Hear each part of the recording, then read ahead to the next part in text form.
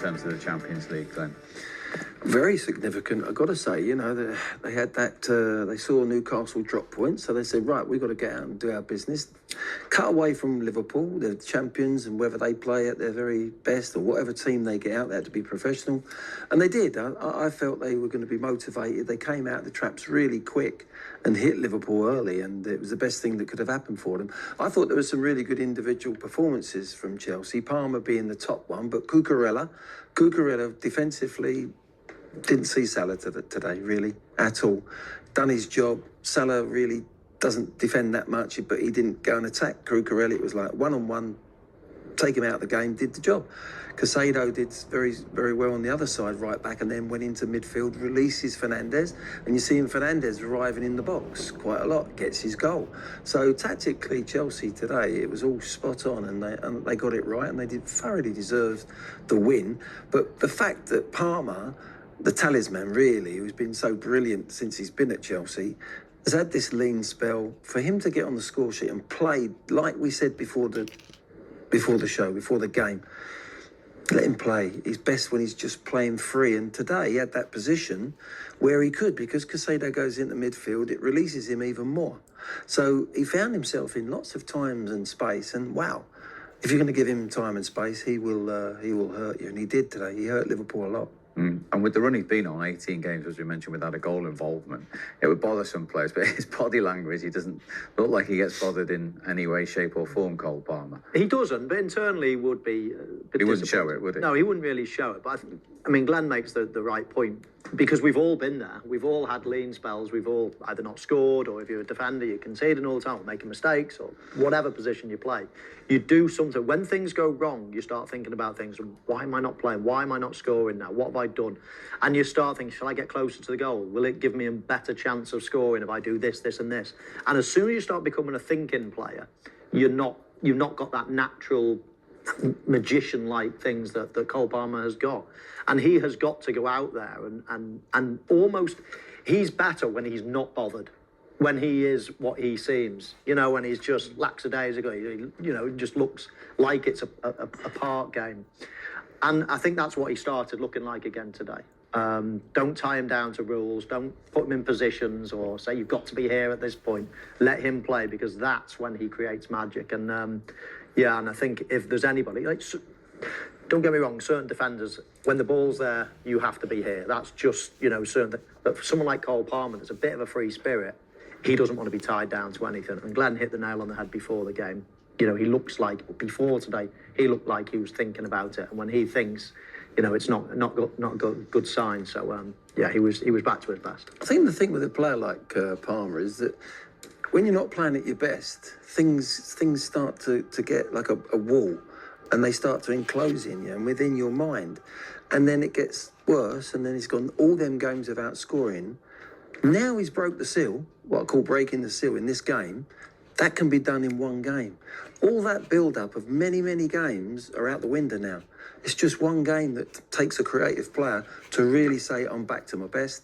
So it's come at a great time for him. They're in a semi-final of a conference if he plays. And obviously they're playing Newcastle next, who's the biggest rival for them for the top five. So it's a wonderful time for him just to go. He'll forget about all that now. That's out the window. That's gone. That's down the road. It's now, wow, I enjoyed that. I'm back to my best. Can't wait to get out and play again. What he's got to do, though, Glenn, as well, he's still only reasonably young. What he's got to probably do is learn from this and not feel that enclosed. In future, he can't let it go to 17 games. You know, there are easy wins. When you get experience, there are easy wins that actually get you out of these ruts far, far quicker than an inexperienced player. There's simple things that you can do to make yourself feel better again. And I think he might look back on this run and think, do you know what? What took me so long? There's nothing different here. And next time it might be 4 or 5 games of not Cole Palmer play. There's a great point you make there. And with my experience now, I've been a player for so many years and the manager, is that that happens and you wait for that to come alive. Now, it's took a long, long time for him to happen. Too long. Now, there's 2 ways of doing that. You're waiting and waiting for that game or a striker, that goal, when there's a little bit of a lean spell. But that's why sports psychologists in the games today can shortcut that. I don't know if he's worked with a sports psychologist there or not, but you could have put that right way back if he'd have gone and sat and spoke to him and started, because everything comes from your mind first. It's your intention first. You don't just go out and play. Your mentality and how you think and how you feel is even more important than how you think. So that could be put back in very, very quickly. Particularly strikers, for instance. If a striker misses an open goal and they go in, they say, sorry, lads, I let you down. They say, you're right on the Monday morning. You go, yeah, I'm fine, Gaffer, I'm fine. You wouldn't tell them that you're not. It's playing, isn't it? It's in the subconscious. Now, that can come out with a sports psychologist. That's why you have them. Because mentally, the game's played in your mind first. That's the first port of call for any player. And I think he will learn from that. And the experience of it now, I put it right last time. It took me a long time. But that's why sports psychologists are so important in sport, not just football. Interesting. Okay, high time we got some Chelsea reaction. Moises Caicedo is alongside Cole Palmer. Helped your team. You looked like you enjoyed it. You had a big influence on the game. No, yeah, today I felt like myself I have before the recent times. I felt confident. I was trying things, first time passes, playing forward, not just playing free. And when you got him next to you, it's a dream, really. Well, I mean, it's you guys in attacking areas that get a lot of the credit. How good is he? Wow, machine. Obviously, from the start of the season to now, I think he's been our best player. Yeah, he's a machine. Wins everything back. Always 100% every day. Humble, nice to everyone, and yeah, everyone loves him. Yeah. Do you want to repay the compliment, Moises? Because this guy, good players have tough moments, and Cole's maybe had one, but there's no doubt in the quality, is there? No, Cole, he's an amazing guy. Always trying hard also. Yeah, I'm so happy for him. He helped us a lot, even when he didn't score. He helped us. Yeah, he's a great guy, and he deserves everything. Okay, so Cole Palmer back in the goals, also player of the match, but I'm not sure you actually agree with that, do you? I mean, I'll take it. I thought you were handing it over to Moyes. No, Cole Palmer is the player of the match. Well played. Congrats, bro. Well done, guys. Well done. Thank you. He's got personality. He's 23 this week, actually. And he's a sort of a character that would rub off in a positive way on his teammates, Glenn. Definitely, yeah. I mean, he looks like pretty... Like we're saying, as a player, when he's at his best, doesn't care too much, doesn't think too much about it, It's like, well, I didn't think I played, player of the match. I think there was better players out there. He's pretty humble as well. Let's hope he doesn't change. The key for him is not to change. That's the thing. Go back to analyse how he's played today compared and how he's felt inside and how he's played today compared to the last run that he's had, and keep that. Keep it. And keep it for the rest of his career. Then when, as Michael said, when he goes through these little runs again, he might get injured, come back 3 weeks later and say, right, I've done it before, I can do it again now. And that's where you have to think about the game to be consistent and play year after year after year. But he's a special talent. I just hope he doesn't start really thinking about the game until he's 30, if you like, and then he can hand it all on to somebody else during a game and give him their experience, because he's a kid. Hopefully he'll play for England like that as well, and just feel as if a manager's job then is to say, look, I really, really rate you. You can have 4 bad games and you're still going to play the 5th game. If you tell him that and he can relax and go and play, we'll get the best out of him. Let's have a closer look then, Michael. Why was he more like his old self today with the Man of the Match award there? Well, we've mentioned a couple of his attributes that are just natural. I mean, you can't teach that. For example, you're trying to find space. You're working outside, going further and further wide to get a bit of space, and you realise, you know what? If I get the ball now, I'm going to be a couple of yards away from the side of the pitch at best. And he turns, he spins, he finds space inside. I mean, some of these balls, like that one there, there was one later in the game. I mean, he's seeing pictures before anybody else does, before he even gets the ball. And I just think we've already spoken about him just being free. In this day and age, look at this, eyes in the back of your head. Beautiful. I mean, how many players on that pitch could have played that ball? Not too many, and we're talking about the very elite players here. But I just think as well that in this day and age when everything's about data, everything's about, precise, how far do you run, how many touches do you have, where do you have them, what do you need to do, what's the best, area to score goals, all of these things you can get fed and fed and fed all this information. But I think if you fed him all this information, he wouldn't be half the player he is. He just needs to feel it, is to sense it, and just to wander into areas that he believes, and he gets just a feel, let's say. Instinct is probably the word I'm looking for. Nobody could teach me where to stand. When there's a ball about to drop into, I don't care how many managers or how many... No one can did anyone try? No one can teach you that. No one can teach him to smell a little area of danger. If I stand in here, if I move into there, that's just uncoachable. So a lot of the things that he'll be getting fed, they probably apply to the rest of the team. If I was him, I'd take little notice of it because he needs to be that free spirit. And there's very, very few. There used to be a lot, Glenn, I feel, in the game. Yeah. That type of player is getting phased little bit now. Yeah. It's refreshing to see him. It is. And great to see him back at his best, And that, he can pick a pass from 60, 70 yards, and then he can take people and drop his shoulder and get the other side of players. But he's got both, he can... 6 players out with one pass, it can go past 3 or 4 players. And if you go past a player, then you're drawing another player out and there's space for someone else instantly on the football pitch. But I think today, Liverpool weren't quite at it, let's be fair, but that's not Palmer's fault. That's not Cole's problem. He's eating up all the space in the world and he's going to hurt you with that sort of space. More importantly for the manager and for Chelsea Football Club at the moment is he's now back to his best right at the time they need him.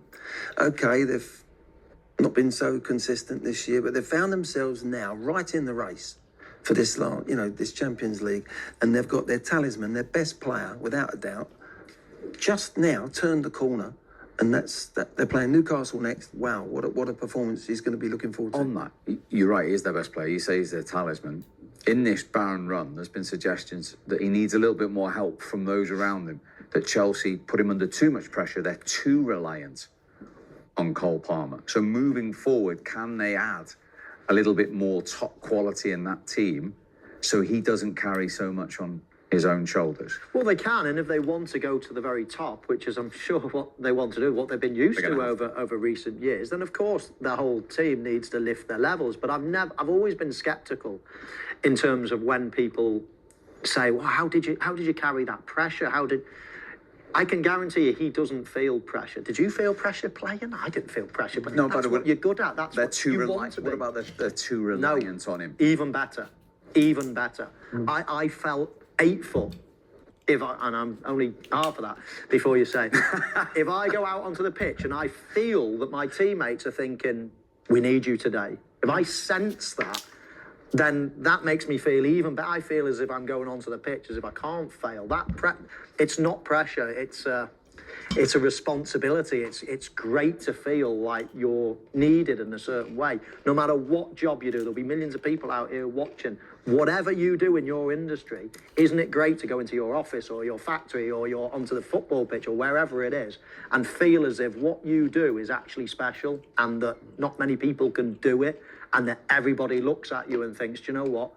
We need you on our team, whatever role that is, and it takes a lot of people to piece into a team. So no, I don't believe that at all in terms of feeling too much pressure or responsibility. I think that helps you grow. But in terms of the whole team, it's the manager's job to get better players into. Well, I was going to say, that's the selfish striker's playing point of view. What if you are the manager? You don't want to be too reliant on one singular player, do you, in a group like that? No, but you want a special player, and he is a special player. And as a manager, you're saying, I want him on the ball. Because you want better players around them. Well, yeah, anyone would want. You want to be Zidane was a wonderful, special player, but he also had some fantastic players around him. Of course, every manager, every club, every player, Palmer would want that. If he could get a striker that he knew that would make them runs that Jackson makes, but he could finish every single one of them, he'd look even better. He'd look even better. The assists would go up even more. But the thing is, as a manager, you say, I want him on the ball. So you say to Casado, you say to whoever's playing that day, feed him. Feed him. Keep giving him the ball, particularly now he's turned the corner with this one game. Just give him the ball, because he will make things happen for us as a team, and you as an individual want to be successful. Keep feeding him. Feed the bear. Because you just want him to have more touches than any. We saw his touch map there. And he had, equal anyone else on the pitch in the penalty area, but you saw where else he was picking the ball up. That's what they want to do. Even when he's playing poorly, even if he's one of them players, if he's not having the best of games, he's got that little bit of inspiration, that moment, that pass, that little bit of top corner bang, it's in the back of the net. He comes off the pitch. He didn't think he played that great today, did he? He didn't think he was player of the game. I mean, Michael and I covered the game where he scored 4 in the first half. Yeah. Premier League history. We spoke to him afterwards and he said, I was just fuming I didn't get 6. Didn't he? With a straight face. With a straight face, genuine straight face. That's great. That's brilliant. I mean, you just keep pushing yourself. But he inspires other people, not by his talking and his actions with his feet and with his mind, football brain. And that's what you want in any team. And I think, looking at the international thing, I think, I just hope Tuchel's watched that performance and thinking, wow, we've got some player on. Would you like to have managed Cole Palmer? Oh, I think anyone would. Any manager would want a player like that in his team. He was up there, as Michael said, as less and less of them players. We've got a glut of them that have got ability, actually, with England. When you think about it, with Bellingham, different style, but Foden and, there's a lot of creative players, but I think this kid now, with what he's done coming from City so quickly, when Chelsea were having a struggling time, he just elevated them. Now, to do that at a young age and move from up north down to south in London, and a big club that one of the owners want to be winning the league, they want to be in the Champions League, it's ball off a duck's back with him. He just naturally goes and plays, like we're saying, and he's elevated Chelsea unbelievable, and he'll do it. I think he's timed his run into the box, if you like, the way he's performed today. Next, they've got 3 games left, is it? So, wow, it's a good time for him to be at his best. And a potential European Cup final. Do you think, on Glenn's point, do you think there's an element sometimes still at City? There are figures where they go, we'd love to see him in our team now under Pep Guardiola, particularly as he's having to rebuild. Oh, yeah, absolutely. I mean, it's incredible to think, isn't it, that Manchester City let him go now. I mean, they were awash with amazing players and he wasn't going to get much of a game at that age. But I think even Pep Guardiola will be surprised at how... They wouldn't have envisaged this, would they? No, he would be surprised at how he's gone on and taken that responsibility and done so well. Because he really is one of the elite players, and it feels like it's been a few months since we've been saying that, which is incredible, really. But he is still young, and I do hope that, we touched on it before, I do hope that he looks back at this run. Now he feels he'll go home tonight feeling $1 million again and can't wait for the next game. But I do hope he understands, his game and understands how easy it is to not let a run like this get to 17, 18 games before you're feeling back to your best again. That can be nipped in the bud early. With experience, with the right people around him. It should never happen again. He's too good to go 3 or 4 games without having a big contribution to a game. And I believe that, that 17-game run or 18-game run will never happen again. I think the move was right for him from City, and clubs do let little jewels go. Let's look at Chelsea. Salah was at Chelsea. De Bruyne was at Chelsea. Yeah. When they're younger, you can't judge a player 100% when I don't care who they are, even if it's the best player in the world, he ends up. But there's a lot of hurdles that they have to go through, whether it's coming back from an injury, dealing with stuff off the pitch that's going to affect you on the pitch, bad form, a little bit of bad form, showing the character, the team that you're playing. There's a multitude of things, and he's coming through that slowly but surely. He's nowhere near his peak yet, which is frightening. Let's talk to one of his teammates who helped get their 3 points today. Levi Colwell is waiting to talk to us live at Stamford Bridge. Levi, good to see you. Well done. How significant a win over the champions does that feel for you today? Yeah, definitely. It's a very big 3 points for us. We've got to treat every game like it's a final, and I think that's what we've done today. And now we've got to move on to the next game. You had that long huddle before the whistle. We thought you were starting with intent. What a dream start as well, inside 3 minutes. Yeah, definitely. It was a great start, start the way you want to go on. I think we've done that today. We created a lot of chances in the first half and the second, and I think we played very well today. We were just having a conversation there about Cole, and the effect that he has on the whole group and his teammates. And to see him play to the standards again today, what's it like being in a team with Cole Palmer? He saves us a lot, I tell you that. Even, you know, everyone looks at his goals and assists, but when he doesn't provide goals and assists, he still does so much for the team. I think we all wanted that goal to go in, not just to secure the game, but also for his confidence. He deserves it because he's been an amazing player for us, and, you know, every game when he walks out, he's been the best player on the pitch, and yeah, I'm so happy for him. Levi, it's Michael Owen. You've got quite a tough run now to the end of the season, but obviously big points today with a potential cup final in Europe and then 3 tough games in the Champions League. Would a trophy like the Conference League and Champions League qualification be a really good, solid season for you?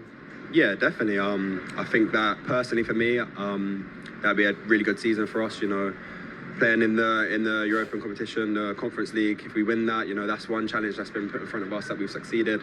And then to get Champions League football back for the fans, that's what everyone wants in the changing room. Levi, Glenn Hoddle here. Congratulations on your performance and the result today. Levi, just a quick question on your position now. Are you pleased to be defending in a back 4, but then in a back 3 when you have possession? I think it suits you, yeah? Yeah, definitely. You know, in a back 4, when I've got Trevor and Cuckoo next to me, they do most of the hard work, to be honest. I'm just trying to help dictate them a bit more. And when I go into the 3 and I'm in the middle, it's also similar, you know, just give the ball. If I need to up the tempo, do it. If I need to slow it down, just more provide for the team. I think I've been trying to change my game recently instead of trying to look amazing and break lines and things like this. Just try and help the team and organise it from the back. And I think it's been helping us a lot and also helping me. And in terms of the 3 games remaining, I mean, a couple of them look huge. I know you're going to take one at a time, but you play Newcastle and Forest, who are either side of you in the Premier League table at the moment. Yeah, definitely. You know, I think that's the best way it can be, you know, because instead of us hoping for results, you know, we play them, we face them, and if we beat them, we get the 3 points. Like I said, it's a final. Every game's a final from now on, and that's what we're all thinking in there. Yeah, it's the business end of the season finally, isn't it? It's what you want to be involved in with players with so much to play for. Yeah, definitely. That's what we all live for, you know. There'll be a lot more pressure, but when you win, or if we win, it'll be worth it. Absolutely. Well played today. Thanks very much indeed for joining us. Thank you, guys. Thank you. That is Levi Colwill live at Stamford Bridge for you after Chelsea beat Liverpool, the reigning Premier League champions, by 3-1. Here is the Chelsea boss, Enzo Maresca. Well, Enzo, with a big prize at stake in terms of Champions League football, how important 3 points was that? Very important, especially at this stage of the season. You know, at the end of the season, you need to win games, and against this team that, for me, once again, they showed the reason why they are so good. They won the Premier League. They force us to defend deep, something that we don't like, something that we don't plan. But because they are good, sometimes you have to do that, and the players, they deal very well. So I was going to ask, that was going to be my next question anyway, like, how did you do it today?